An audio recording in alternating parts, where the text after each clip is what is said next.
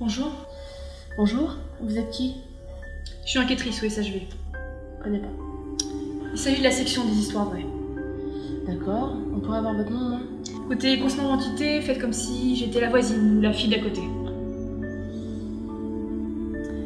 Écoutez, on connaît toutes les deux la teneur de vos activités. Et on veut pas que ça se sache, alors vous pourrez nous laisser rentrer, n'est-ce pas?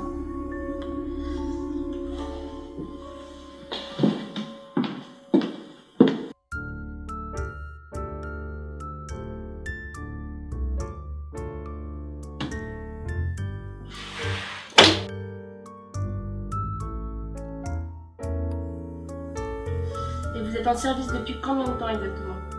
Quelques mois. Donc assez pour savoir qu'on ne parle pas de ces choses-là dans le couloir. Mais vous n'êtes qu'une petite humaine sans expérience. Disons que je vois les choses sous un angle différent.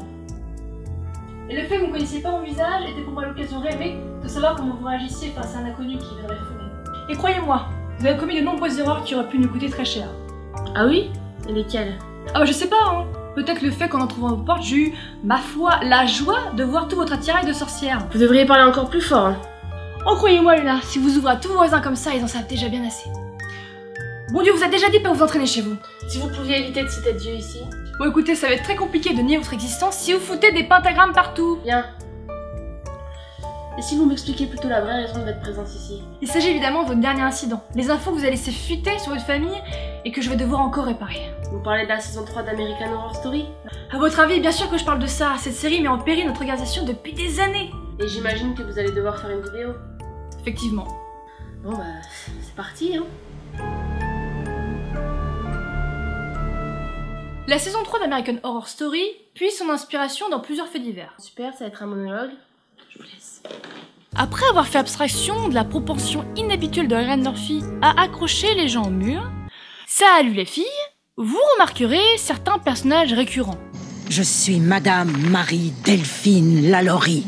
Comme par exemple l'histoire de Delphine Lalaurie, une femme charmante. Si on aime les tueurs sanguinaires, bien sûr. Bien sûr. Donc, cette femme, née en 1775 en Louisiane, adorait organiser des réceptions avec tout le gratin du coin. Mais elle aimait aussi maltraiter, mutiler, fouetter, tuer ou encore enchaîner au mur ses esclaves. À chaque fois, je tombe de bonheur au moment où la terreur s'inscrit sur un aussi joli visage. Ses invités voyaient bien qu'il y avait un problème en apercevant ses servants amaigris, malades, blessés, en très mauvaise forme. Ce qui laissait peu de place au doute sur leurs conditions de vie. La plupart détournèrent les yeux et firent le choix d'ignorer la situation. En même temps, c'était aussi des esclavagistes, donc bon, ça devait pas beaucoup les choquer. Ces connards. Il n'y a rien qui m'insupporte plus que les racistes. Bon, au bout d'un moment, il y en a quand même plusieurs qui ont prévenu les autorités. Eh bien, quand même une réaction, hein. C'est après le suicide de la jeune Lia, 12 ans, qui se jeta du toit afin d'échapper à de nouveaux sévices, qu'on décida de retirer 9 esclaves à Madame Lalaurie, qui s'empressa de les faire acheter par ses potes.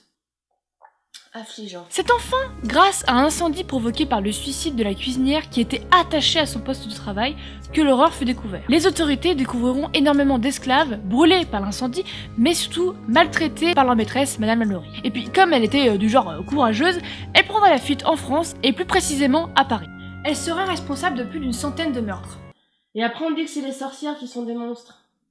Pas faux. Et contrairement à ce qui est dit dans la série, elle sera jamais inquiétée pour ses crimes. C'est bien la preuve qu'ils disent n'importe quoi. Hein. Et elle finira sa vie tranquillement à Paris comme si de rien n'était. D'ailleurs, si l'envie vous en prend, vous pouvez aller visiter la maison, qui se trouve au 1140 Royal Street, Nouvelle-Orléans. Mais méfiez-vous, la maison sera hantée, tu m'étonnes. Ce qui a apparemment plu à Nicolas Cage vu qu'il a acheté la maison en 2007 pour 3,5 millions de dollars. Mais il n'y aurait jamais vraiment passé la nuit, car je cite, la maison est parfois entourée de 5 ou 6 fantômes, la bonne ambiance. En même temps, vu le passif, c'est normal qu'il y ait des fantômes, et des fantômes plutôt énervés. Une maison qui a été revendue depuis pour soi-disant éponger ses dettes. Moi je pense plutôt qu'il flippait sa maman. Alors que bon d'habitude, c'est plutôt une tête brûlée. Ha, humour. Maintenant poursuivre avec le personnage du tueur à la hache. Tout un programme. Je suis celui que les habitants de la Nouvelle-Orléans appellent l'homme à la hache. En 1918, le tueur à la hache terrorisa la Nouvelle-Orléans par des meurtres barbares et complètement arbitraires. Son mode opératoire était le suivant. Il entrait dans les propriétés la nuit en découpant un panneau en bas de la porte. Here's Johnny. Ce qui est quand même curieux parce que c'est quand même super petit. C'est peut-être bien un contorsionniste ou un enfant ou même Alice. Mais regardez, à présent j'ai juste la bonne taille. Ou un chat.